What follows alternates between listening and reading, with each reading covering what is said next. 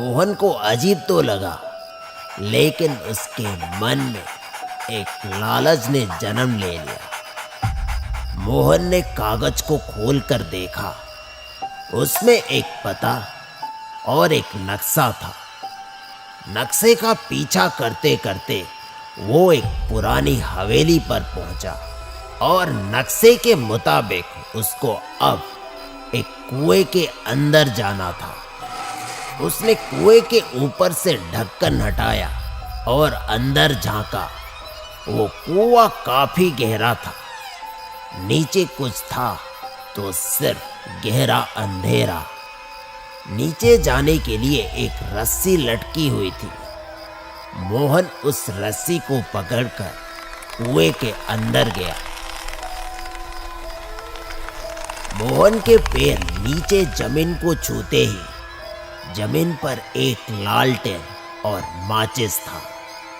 मोहन उस लालटेन को जलाता है और उसको हाथ में लिए वो उस कुएं के अंदर हर तरफ देखने लगता है, लेकिन उसे वहां कुछ नहीं मिलता। फिर वो निराश होके वापस जाने लगता है, पर अचानक किसी के धीमी सांस की आवाज ने उसका ध्यान खींचा। काली अंधेरी सी एक आकृति उसके सामने आया। लाल शरीर, जैसे किसी इंसान के खाल को निकाल दिया गया।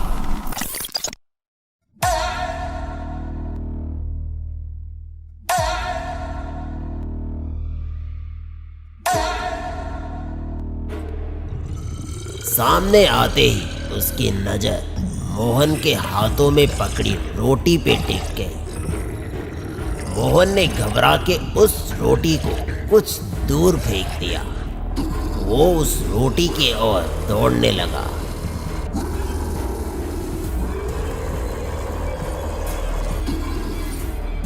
पहले उसने उल्टी किया, फिर उस रोटी पर वो टूट पड़ा। मोहन की नजर उसकी उल्टी पर पड़ी। उस उल्टी के साथ सोने के टुकड़े जमीन पर बिखरे पड़े थे। डरते हुए मोहन ने कुछ सोने के टुकड़ों को उठाया और वहां से निकल गया। रस्सी के सहारे मोहन ऊपर चला आया, लेकिन जो उसने देखा उसको अपनी आंखों पर यकीन नहीं हो रहा था। उसकी सांसें फूल रही थी, पसीने से बदन भीगा हुआ था और डर से कांपते हुए उसकी नजर सामने जमीन पे पड़ी। फिर उसके सारे सवालों के जवाब वहां उसको दिखने लगा। उसका सामना हस्तर से हुआ था। देवी के कोख से जन्मा पहला संतान था हस्तर, जो उम्र के साथ लालची होता गया और लोगों पे जुल्म करके उनका धन लूटने लगा। क्रोधित होकर देवी ने उसे श्राप दिया कि जो वो खाएगा अगले दिन वो सब उसके पेट में सोने में बदल जाएगा। लोगों को कहा गया कि वो हर रात उसके लिए भोजन लेकर जाएं। जहां हस्तर पहले दिन का खाना सोने में उगल देता था और लोगों का दिया हुआ खाना खाने लगता था। ऐसे ही कुछ दिन चलने पर जब वो लोग भी लालची हो गए तो देवी ने हस्तर को एक बड़े कुएं के अंदर हमेशा के लिए बंद कर दिया। समय के साथ ये बात एक रहस्य बन चुकी थी, लेकिन सालों बाद ये राज फिर से किसी के सामने आया। मोहन को अब सब कुछ समझ में आ चुका था। हाथ में सोने के टुकड़े को पकड़कर वो अब अगली रात के इंतजार में था। अगली रात आई। इस बार मोहन ने अपने साथ ज्यादा रोटी ले लिया था ताकि सोना उठाने के लिए उसे ज्यादा वक्त मिले।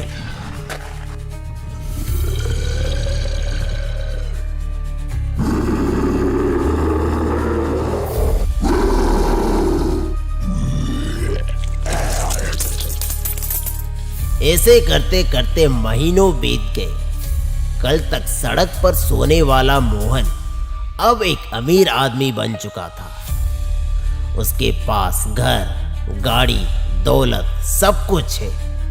मोहन और भोलू अब एक बड़े से बंगले में रहते हैं। पर हर रात जब शहर सो जाती, मोहन चुपचाप रोटी साथ में लेता और उसी अंधेरे कुएं में उतर जाता, जहां हस्तर उसका इंतजार कर रहा था।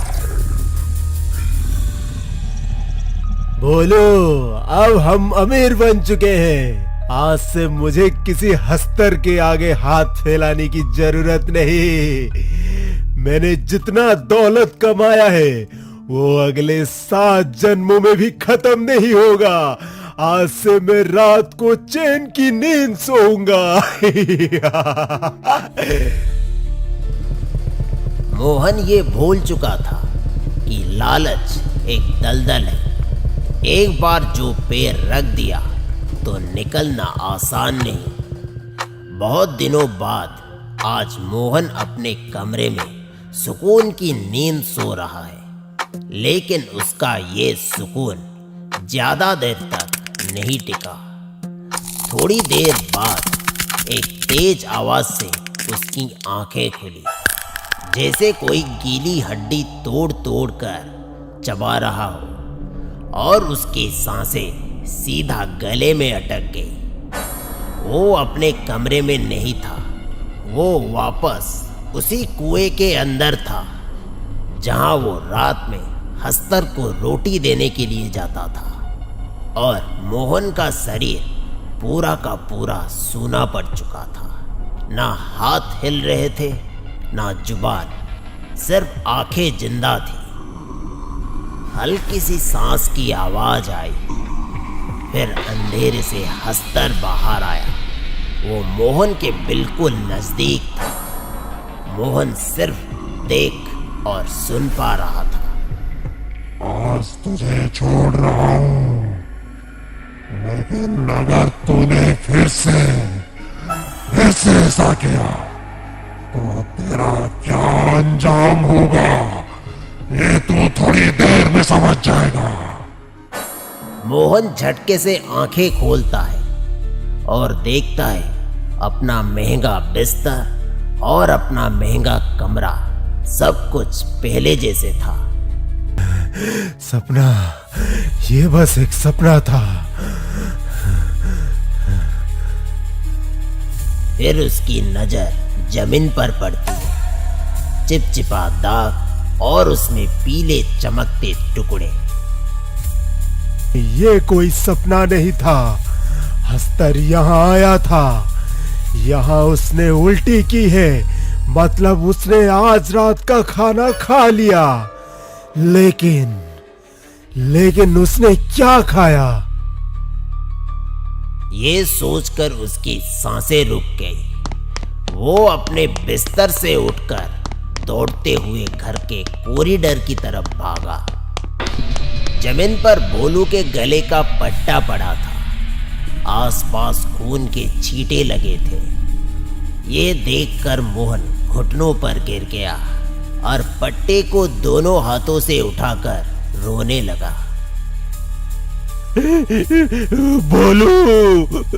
बोलू, मुझे माफ कर देना दोस्त। मेरी गलती ने तेरी जान ले ली।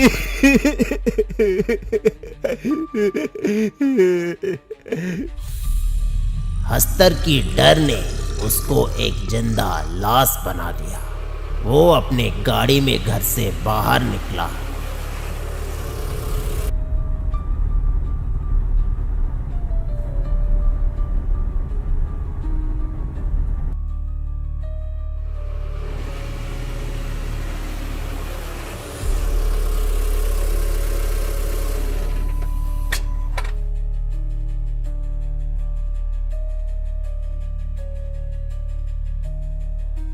इस रोटी से या तो अपनी भूख मिटा या फिर उसको खिलाकर अपनी गरीबी मिटा।